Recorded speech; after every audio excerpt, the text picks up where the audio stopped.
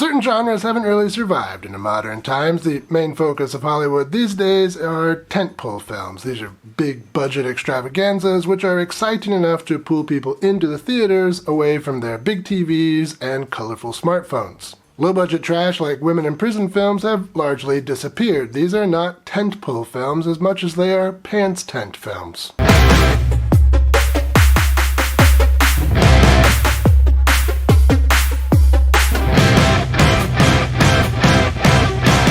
Welcome to Exploitation Reviews, and me, Rob, and today I'm taking a look at Sweet Sugar from 1972. This is yet another women in prison film, this one from the production company Dimension Pictures Incorporated, which is the production company that brought us the Rudy Ray Moore films. That's pretty cool. This film differs quite a bit from most women in prison films in that it's basically a comedy. Weirdly, though, neither IMDb nor Letterboxd list it as a comedy, even though it definitely is one, which you'll see why shortly, so let's see why. We open on a city. A nice-looking lady, that's our main gal, Sugar, here played by Phyllis Davis. Phyllis Davis was in a number of exploitation films in the 70s, including Terminal Island and Beyond the Valley of the Dolls. Here, she escorts a man into a room and they start to undress each other.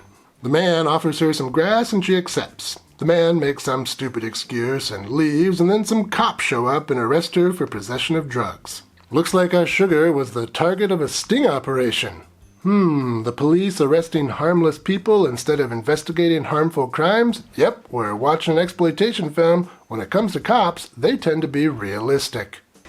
Tell me about it, sweetheart. So now our Sugar is in jail. The jailers tell her that she can wait a year for a trial she will certainly lose, or agree right now to work for 2 years in the cane fields. She ain't dumb, so we're off to the fields, driving through the credits. Before they arrive at their final destination, one of the inmates tries to escape. The guards rough her up a bit, and things are about to get real nasty when one of the other prisoners offers herself willingly. That's a pretty dramatic way to de-escalate the situation. The girls arrive, and cool, Cliff Osmond is one of the guards. He was a great character actor. In fact, he was in one of my favorite William Big Bill Smith movies, Invasion of the Bee Girls. The girls get started on their work, and when all that is over, they get to know each other a little better. You're hiding out. From what? I killed a man. You say that like you enjoyed it. Wouldn't you? She seems nice. The next day, Sugar gets called into the doctor's office, or bathroom, as the case may be. And the conversation they have is really something special. You're a nice-looking man, Doctor. Well-formed. Ah, you're a perceptive woman, Sugar. Sometime later, the doctor calls all of the girls into his office. He wants to run some experiments, and the experiment he's working on right now is trying to find a cure for frigidity. Yeah, it's that kind of movie. Sugar responds nicely to the medicine. The doc is considerably less nice to one of the other girls, and naturally, with a big emphasis on natural, you can't see that here on YouTube. Man, I just work here. But of course, we don't have to stay here. You can now support the channel on Patreon and get access to spicy versions of my reviews. Link is in the description. Anyway, since this place is more work camp than prison, the girls have the weekend off and have a little party and a little bonfire. A few of the girls go skinny dipping. The one girl says it's a pond, but it's clearly a river. Doesn't matter, they get wet anyway. A few of the boys fight over the chance to hang out with Sugar, but Sugar is more interested in a guard. She holds him up with the help of her stick. He pins her down with the help of his Anyway, they retire to the doctor's quarters for a bubble bath and some other stuff that you can't really see here on YouTube. Their choice of location, however, does get Sugar in trouble. The next day, she gets her punishment, and this scene actually goes to a really surprisingly violent place I didn't expect, but I'll keep that secret for you. No fair. None too happy with the beatings and whatnot, Sugar decides to escape. Her escape doesn't go well, however, and her insubordination gets all of the girls in trouble. And in the film's most outrageous and hilarious scenes, their punishment is cats.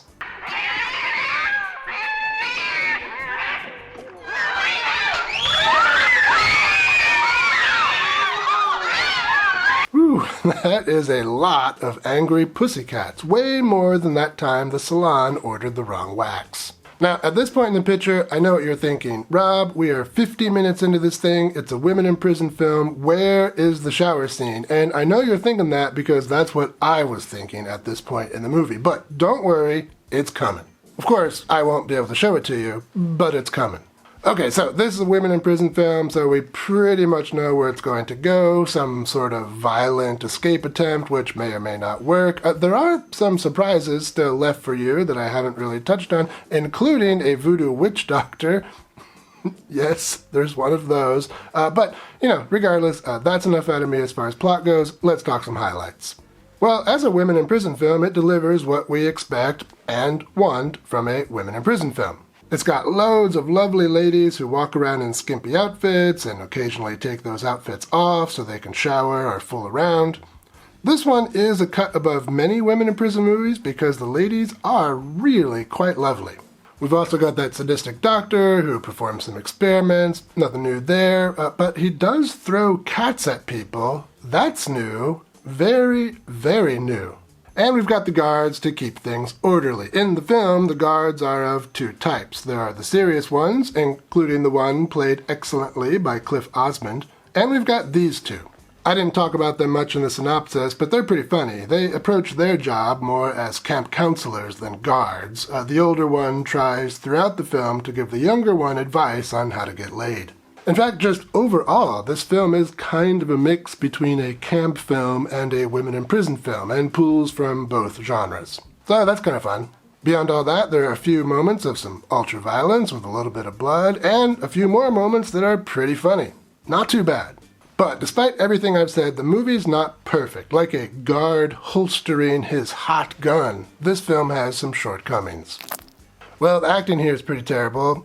Sometimes really terrible. That doctor, for example, is awful. And I suppose that tonally, some people might have a problem with the film. It's a weird mix of violence and sexiness and humor. This is standard fare for exploitation films, though, because in the exploitation world, all of these are the same thing. Fun.